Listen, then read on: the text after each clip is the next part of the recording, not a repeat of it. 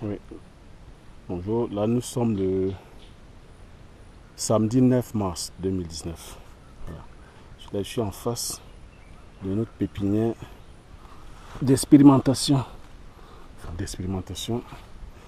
Une pépinière, en même temps d'expérimentation. La pépinière aussi va nous permettre de remplacer les plants morts, les plants de poivrier morts.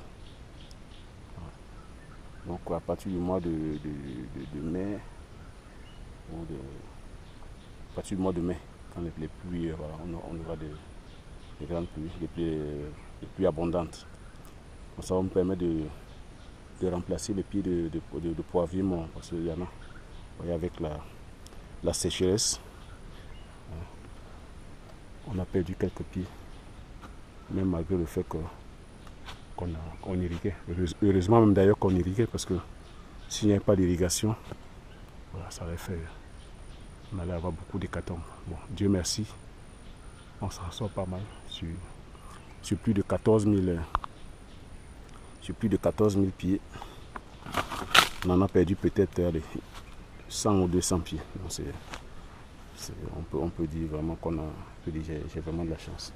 Donc c'est pour ça qu'on a fait cette pépinière là. Donc, il y en a comme ça près de 600 plants, afin de pouvoir procéder au remplacement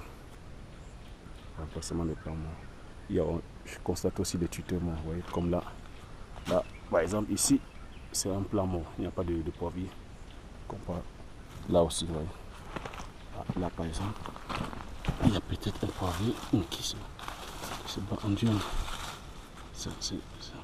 Il faut l'attacher. Il y a un plant qui est là. Donc on va marcher comme ça pendant.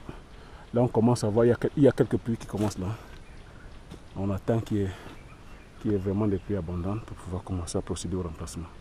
Donc là, c'est une viande de poivrier qui s'est bien adaptée.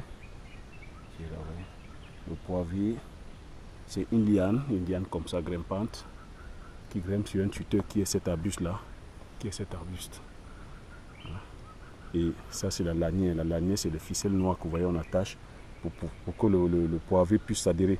Mais le poivrier normalement a des crampons, ce qu'on appelle des crampons, a des petites racines là, des petites racines qui lui permettent de se cramponner sur le tuteur. Mais voilà, c'est ça. Ces petites, comment je pourrais dire, les petites racines là qui s'adhèrent sur le tuteur.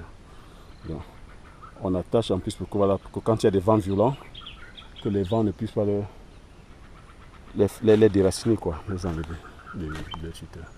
Et pour que il y a des. Donc, là les plants ici les plants les plus âgés ont 1 an. Donc, on a planté en 2 phases. Donc, en juin 2017 et juin 2018. Donc, vous avez certains plants qui sont bien développés, sont des plants de 2017. Et les jeunes plants sont ceux de 2018. Donc, quand je m'approche sur ce plan, vous voyez, ça c'est un plan de 2017 qui nous donne déjà des grappes. Et ça c'est du poivre. Ça c'est du poivre. Et là c'est du poivre. Donc, vous voyez que d'ici juin 2018 et 2019 autant pour moi, ça pourrait déjà commencer à porter les fruits. Et en 2020, voilà, ça entrera en production. Voilà. Ça c'est des pieds qui se développent très bien. Ça c'est des pieds de juin 2017. C'est bien parti. Voilà. Tout ce que vous voyez là, c'est 2017. Voilà. Très content du travail, parce que j'ai tout tendance à répéter, je viens de loin. C'est par ma détermination, par la confiance de mes frères et sœurs, parce que quand j'arrive, particulièrement dans cette parcelle de poivrier, j'ai une joie immense. J'ai une joie immense quand je vois ce rendu en 2019. Hein. Le coutume m'a dit en 2013. En 2013, on s'est essayé. Voilà, quand je parle de 2013, je suis sur un pied de poivrier de 2013. On avait fait une expérimentation sur une quantité de près de 2500 pieds qu'on a tout perdu. Qu'on avait tout perdu parce qu'on avait été mal orienté. Bon, parce qu'on n'avait surtout pas de l'expérience, de la connaissance. Parce que, comme tu as dit, c'est la connaissance. Il ne faut pas jeter le tort sur le... C'est vrai que la personne qui nous avait vendu les poivriers et les plants nous avait induit en erreur, mais la faute aussi nous revient parce que on n'avait pas en ce moment, je n'avais pas la connaissance. Donc il a fallu que accuser ce gros échec pour que je me documente, que je m'informe, que je rentre me documenter, me rentre lire. Donc, mais ça m'a coûté. Je n'ai pas voulu m'arrêter là parce que j'aime cette culture, j'aime la culture du poivrier.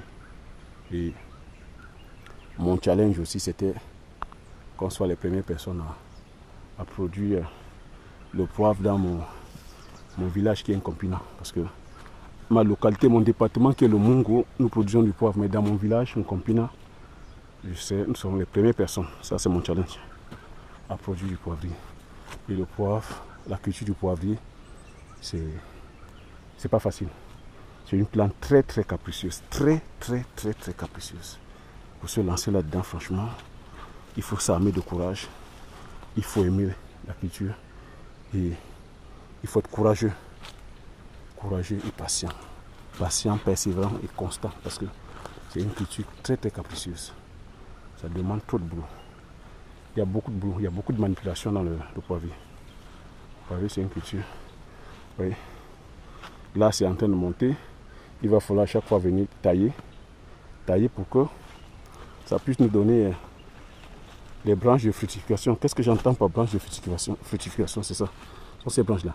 Les branches qui sortent sur les côtés. Vous voyez, c'est ça. Une fois que ces branches-là sortent, on les rabat, on ramène les racines vers le sol, on enterre, on fait les buts comme on a fait les buts là. Et là, en ce moment, ce qu'on appelle le pruning, c'est l'élagage. Les branches, vous voyez, les branches de fructification commencent à sortir vers le bas. Ça vous forme des touffes et ça monte sous forme de cône. C'est arabe. Le but, c'est que le poivrier couvre tout le tuteur et que ça monte sous forme de cône. Donc le cône, c'est quoi donc? Plus large en bas et après ça devient effilé en haut. Voilà, le cône sous forme d'entonnoir. Donc c'est ça, c'est un boulot, il faut suivre tout le temps. C'est un travail méthodique. Ça ne se fait pas au hasard, ça ne se fait pas n'importe comment, ça se fait aussi par des professionnels. C'est pour ça que j'ai un technicien qui suit le champ, qui vient de Penja qui suit. Donc ouais, c'est un truc, c'est un coup. Mais derrière, quand vous réussissez aussi le champ, vous allez le sourire, c'est un coup. Chaque manipulation telle qu'elle plante. Ça a un coup. La fierté aussi, c'est là. Le champ est en train de bien se développer. De bien se développer là. Bon. Je suis vraiment satisfait du rendu. Je suis très satisfait du rendu. Très content de ce que je vois. Parce qu'on est passé par, je disais encore, beaucoup de soubresauts. Beaucoup de soubresauts. Dieu merci. Mon mental n'a pas flanché. J'ai tenu le coup, j'ai cru en mes capacités.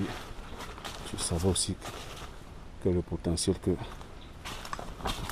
mon frère, ma petite soeur avait, même si par souci de m'éviter les pertes d'argent, les dépenses, ils ont peut-être voulu qu'on arrête. Non, je leur ai dit, on n'a pas arrêté, qu'on n'arrête pas, qu'on continue. Dieu merci. Nous sommes fiers aujourd'hui. Fiers de voir comment c'est en train de se comporter. Comment c'est en train de bien se comporter. On a le champ qui est bien couvert. Ah, ça, c'est des signes qui nous montrent que nous sommes sur la bonne voie. On voit comment le poivrier se développe très bien. pavé se développe bien. Là, c'est des signes qui nous montrent que nous sommes vraiment sur la bonne voie. Le champ est en train de très bien prendre. Que nos efforts sont en train de payer. Que les efforts payent. Vous voyez, c'est ça. L'effort est en train de payer. Et comment on marche, transfert, c'est pas facile, c'est pas évident. Voilà, il faut tourner comme ça chaque fois, il faut tourner. On va comment ça évolue. Voilà, il faut rectifier le tir, on rectifie le tir. Voilà, c'est ça. Et quand je suis là, ça m'apaise, hein, ça me... Les chants d'oiseaux. On regarde ça. Là, j'ai l'impression de la création. Franchement, ça fait du bien. On va répéter. Le but, c'est d'impacter. Je vais bien voir mon poivre. Le poivre cultivé par mon frère, mes soeurs et moi-même, être consommé par la population de mon pays, être consommé par la population de mon continent, être consommé dans le monde. Que mon poivre soit consommé dans le monde, c'est ça la fierté. C'est ça l'impact, c'est ça mon impact aussi, ma contribution dans le monde. Savoir que j'ai pu apporter la valeur aux autres. J'ai pu apporter un produit aux autres. Voilà, savoir que mon poivre se consomme dans les grandes tables, que ce soit par la petite ménagère ou les grandes tables étoilées du monde. Pour moi, c'est mon kiff, c'est ça mon plaisir. Je veux aussi à ma manière contribuer.